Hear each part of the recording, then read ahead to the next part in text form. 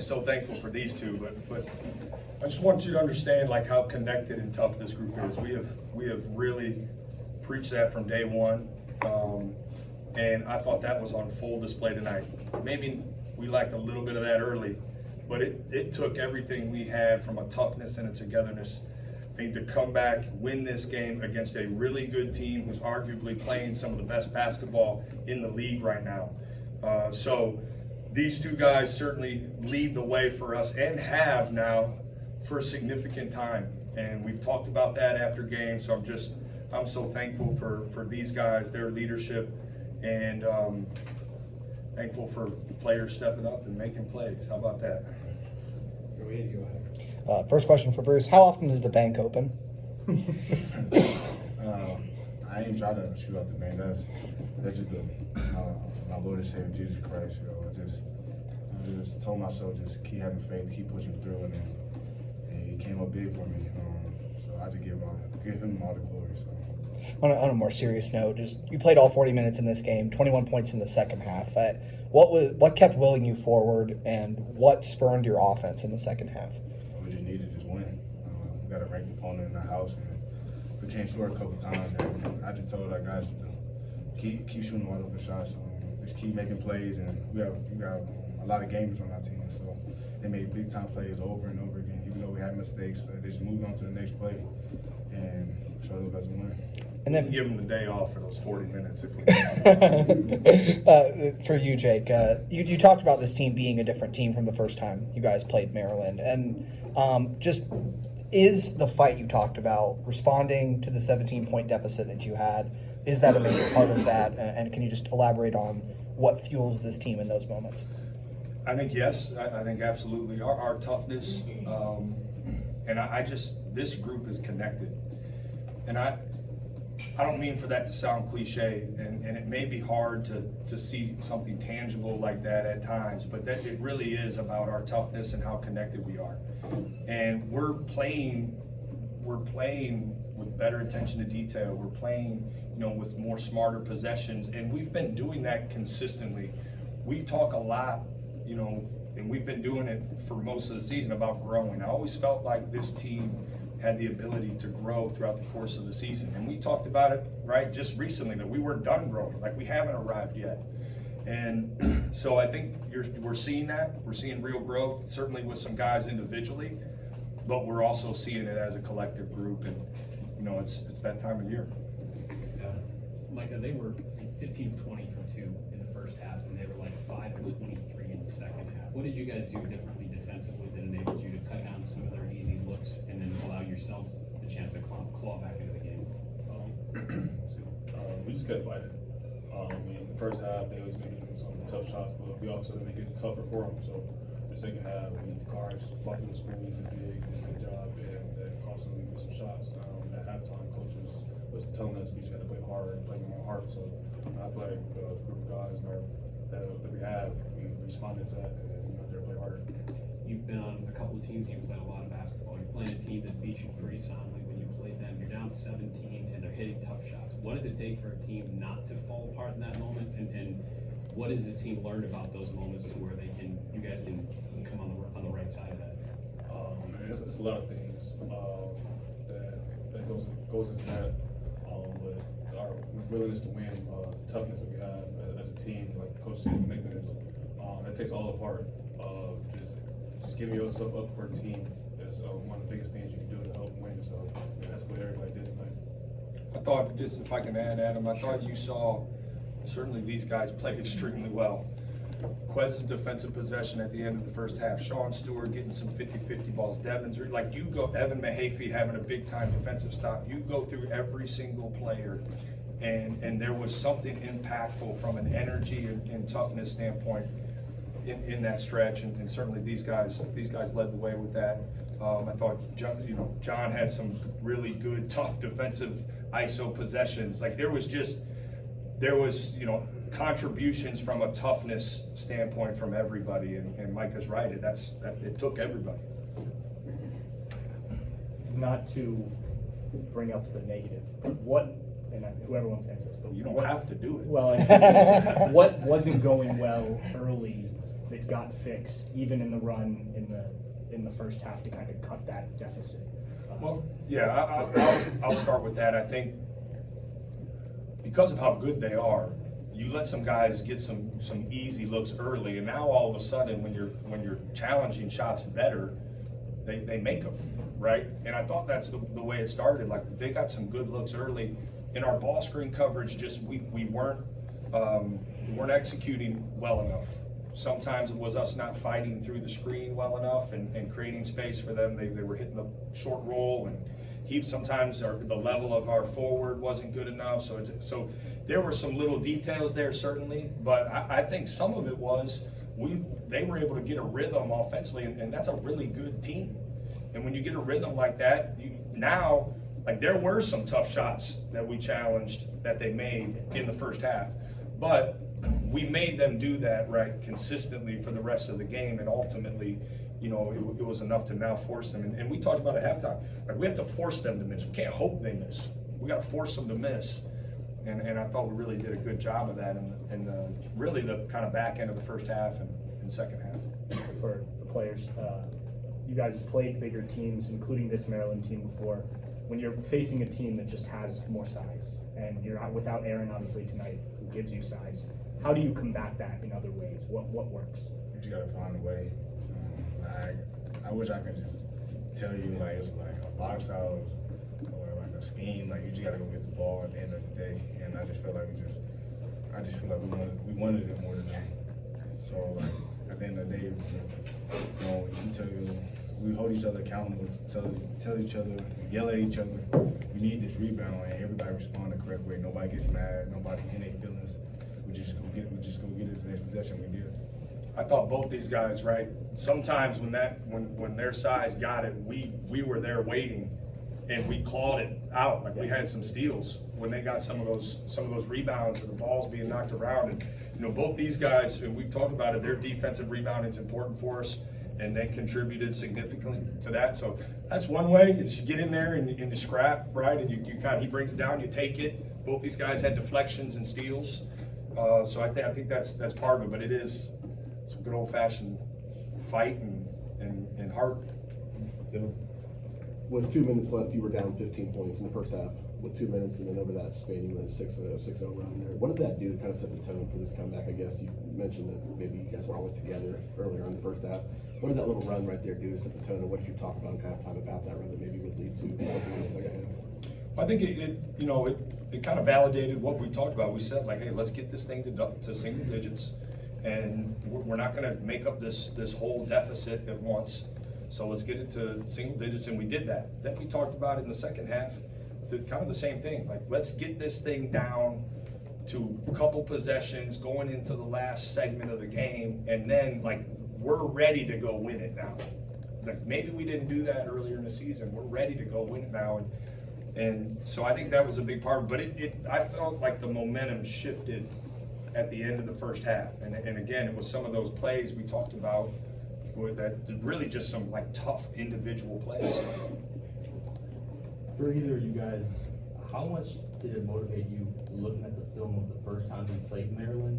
Did it get at your pride a little bit to say we're a better team than this, and did that motivate you at all in the prep for this game? For me, and my team as well. I watched the film over twice, 3 times over at least. I got frustrated every single time because I knew it was better than that. So at halftime, I was telling them we're gonna win this game. We're gonna win this game. I'm telling you, we're gonna find a way. I'm just happy that we all just stuck together and we believe in each other and found a way to win. So even in the timeout with 4 minutes left, last minute timeout, I'm telling the team that we're gonna find a way. We're gonna win this game. We're gonna win this game. They're gonna break down. So obviously they're a great team, but I'm just so proud of the guys today. And then for anybody, Illinois forced you guys to take a lot of tough twos, and in the second half today, they took a lot of tough twos in the second half. How much of that was by design, and do you think you executed that pretty well? Because I think they took, of the 28 shots in the second half, it was 6 threes and 22 twos. We felt like guarding the three-point line was really important coming into this game. I mean, you look at the last handful of games, they've been shooting the cover off the ball, and really, those three guards that they start are all capable of hitting multiple threes. Our defense is built and designed to, try to force, challenge tough twos. It's certainly a lot easier said than done. I also think, sometimes you can learn on the other side too. We didn't execute offensively at times, too many tough twos. We talked about that, watched it, and it's a learning lesson for our defense too, right? I think it can apply it both ways. And that's what I've just been so impressed with this group is we've been able, win or lose, we have been able to grow. And we have been able to learn, and we have been focused. Our attention to detail keeps getting better. But they did, they were really good from two. Certainly some of those were too easy of looks in the first half, but they also made some tough ones, in the first half, some tough jumpers. And we just felt like if we made them do that the whole game, because we are a good defensive team, that we would be able to get a chance to get back in this thing and get a win. We'll go Pat and then Whitney. Yeah, that last offensive possession, just what was the look that you guys wanted to get? I imagine that a step back, banked in three maybe wouldn't be the most ideal look, but I guess what did you want on that I guess that last offensive possession? That was exactly what the coach called. Banked three, yes. We were trying to get some movement in the middle third with Bruce with the ball. They switched to zone. Looked like they were maybe trying to switch back to man, but ultimately stayed in zone, or at least kept their guards up, anticipating, right? I think a similar action. So that was the look. They went zone. We called a zone play. They had a guard kind of change sides, so we just stuck with what we drew up in the timeout. And yeah, I wish I could tell you in coaching, you draw an action and then you draw right after the action. You're like, here, Bruce, go shoot a step back bank shot. Like, it's just players make plays, ultimately, and players read the game, and I think a lot of times you just want to give guys a chance to be successful, and these guys were. I mean, some of Micah's plays in the second half, tough baskets when we needed them. It certainly doesn't always come down to the last shot. That was a critical one. But yeah, that was exactly what the coach drew up, right? Yeah, actually, just kind of going off that, just that 3 minute, I guess, phase when Bruce is just like hitting shot after shot. Is there like a balance between just maybe putting him in isolation and getting him in space between like that and maybe running an actual play? Like what is, I guess, the balance between that? Yeah, that's a good question. I think there's a lot of things to think about. There's, maybe creating advantages, right? Instead of just isolation situations, creating advantages, whether it's, through different movement principles or screening actions. And then, I think at times you want a simplicity, so there's a comfortability specifically at the end of the game, sticking with things that we work on. But, when a guy has it going, like Micah did at Purdue, right? Like, it's very simple for me. I gotta give the ball to the guy who's got it going. Like, I don't really need to overcomplicate it, I think. But you gotta define spacing a lot of times. At the end of the game, the floor tends to shrink a little bit. But I think, we practice end-of-game situations a lot. And, I think that's why we've been able to execute so well lately. But you're certainly thinking about certain things, but again, players make plays. For Jake and for Micah, first, Jake, you said it's that time of year. What is it about this team that makes that you think they're a tournament team? Why do you think this is a tournament team for both of you? Want to go first, or you want me to go? Yeah, I go first. Our goal is to fight. We don't give up. The urgency we play with, how connected we are. We're catching the groove in the right moment. I think we're winning with 5 out of the last 6, 5 or something like that. So we're refining the groove. We just keep getting better. We're learning through wins, and that's the biggest thing. Learning through wins is really big. So if we keep at this pace, we're gonna have a good run and march to the table.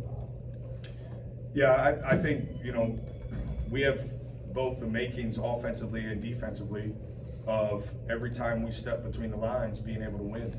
And that it really doesn't matter who we go against. Now, as I've stated, every game in the Big Ten is hard. We got a really quick turnaround against another team who is playing really well, right? So we've just made it about us. And we talked about, like, this is what we've worked towards. It's certainly, we've dealt with a lot this year. 5 one-possession games in a row, first time in my basketball life I've ever experienced that. And, we've dealt with, lineup issues all season. Guys being out, like, all that. And we've grown, we're playing well, we still have room to grow. That's what we haven't arrived yet. This is another great step forward. But we have the makings both offensively and defensively that when we step out on the court, because of our toughness and connectedness, that there's not a team we can't compete with. So I think that's why. And we talked about it. We've worked hard since June, and we've earned the right to play meaningful games this time of year. These guys have earned it. And so it's nice to be in that spot. My last one, don't let Bruce sit next to you affect your answer here. What do you get more excited for, the 3 or the shot clock violation defense? Ooh, man. I just get excited in general, typically. So, but I think that the defensive possessions we had down the stretch, and I trust our defense to help us win games. But I also know what the work that this guy puts in every single day, and I know how much he cares about winning and how much he wants to win for Ohio State. And so when that shot went in, I was probably, I maybe didn't yell as loud. I was probably maybe a little prayer there at the same time. But I was just so happy for him because he's earned it. He's earned it.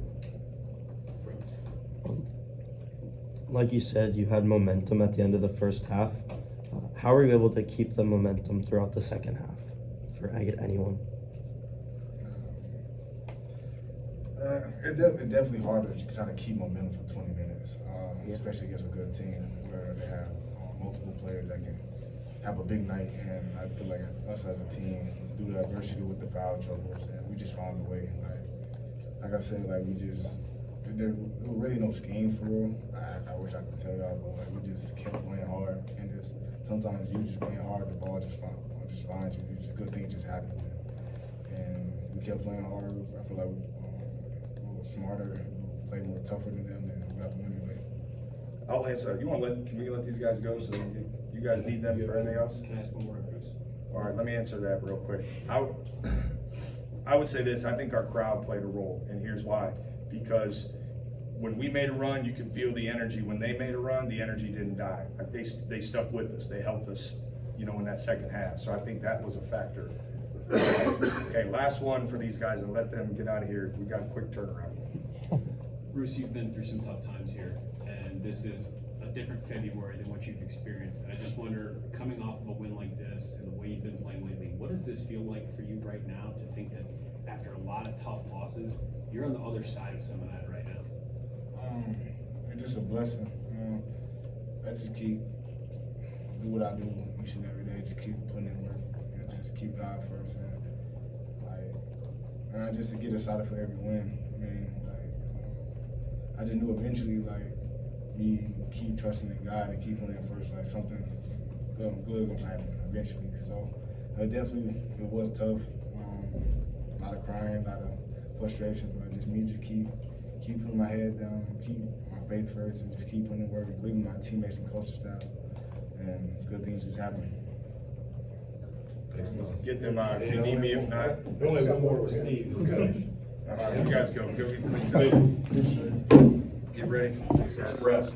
My question's pretty simple. You had guys that are kind of heroes and everything, but everybody had their fingerprints on this, Yep. like Quez Glover getting on the Yes. floor, Sean Stewart getting on the floor, Royal with 11 rebounds.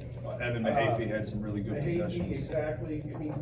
They're playing defense, giving up 5 and 6 inches on some of these guys from Maryland. Just how do you typify this across the board that everybody that went in there comes out of this with, I had a hand in one of the biggest wins, your first ranked win here, but one of the bigger wins of the year. Yeah, well, it's like you're a coach, Steve, because I've literally said the exact same thing in the locker room.